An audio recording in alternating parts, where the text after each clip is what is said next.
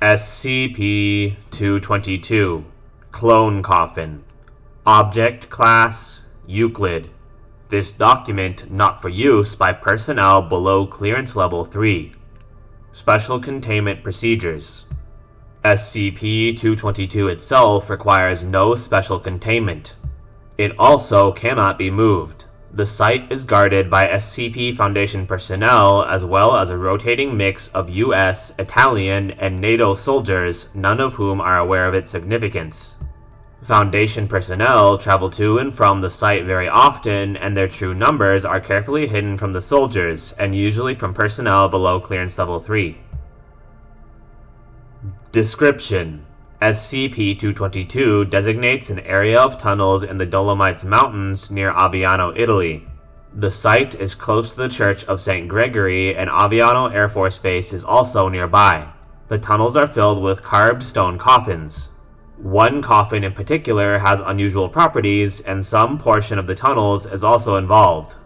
The carvings in the tunnels appear very old and of fairly good workmanship. History: After 1948, U.S. operatives in Italy participating in Operation Gladio began receiving word of unusual activities at the site. In 1954, Aviano Air Base was turned over to NATO. On February 22, 1955, Foundation operatives found a series of tunnels carved into the mountains. They appeared to be catacombs, tunnels for storing the dead. Archaeological research into their construction has yielded contradictory results. See SCP-222-7 through -9. The tunnels are being used as a hideout by a terrorist cult. All members of the cult were killed or taken into custody. Operation details filed in SCP-222-1 through 5.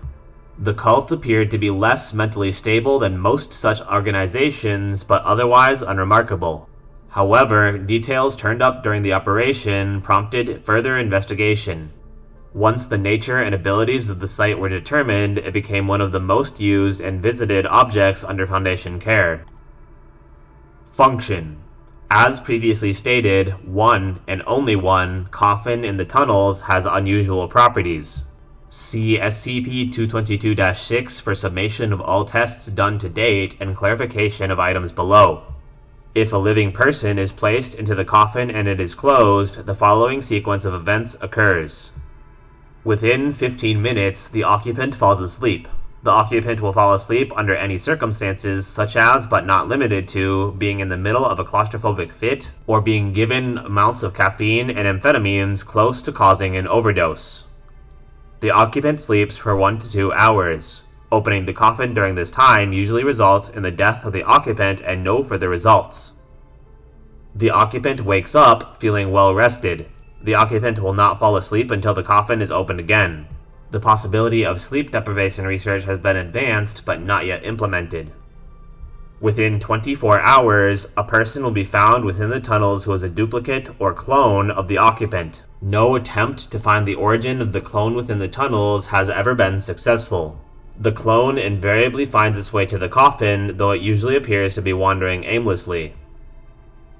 Clones created by the coffin appear in all physical respects to be identical to their originals, though dressed in tattered rags of unknown origin.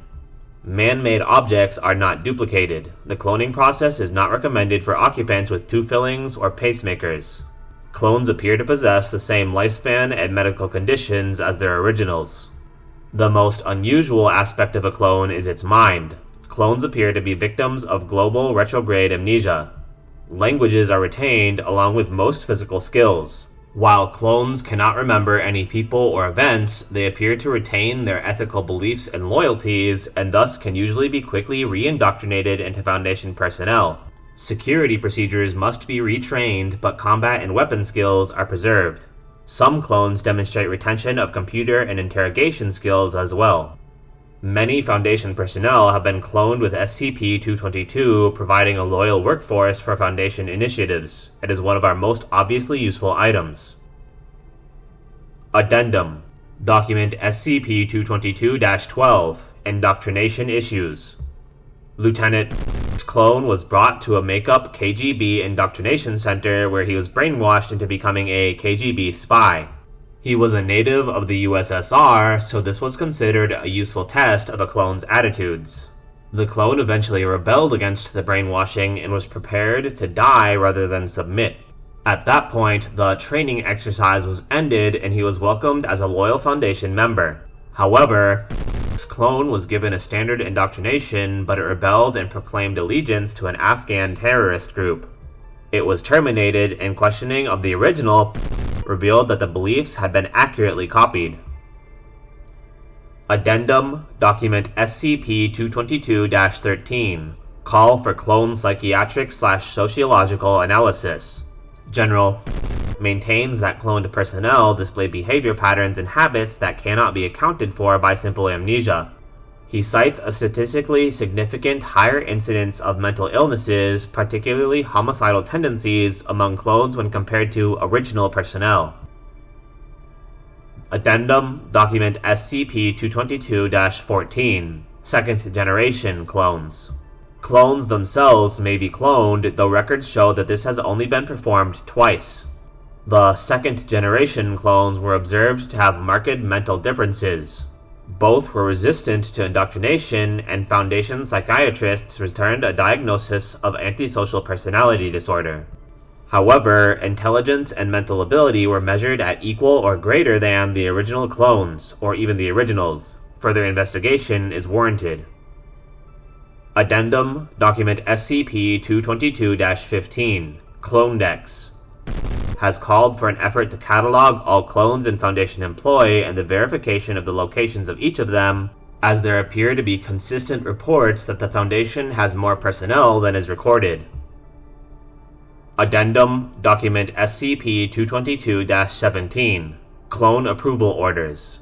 By order of 052, all cloning activities must be recorded with a work order and must be approved by non-clone personnel of at least Clearance Level 4. Addendum Document SCP-222-21 Clone Visual Identification.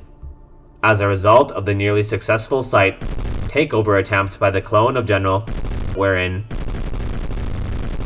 all current and future clones are to be tattooed on the forehead and back of both hands with a simple C.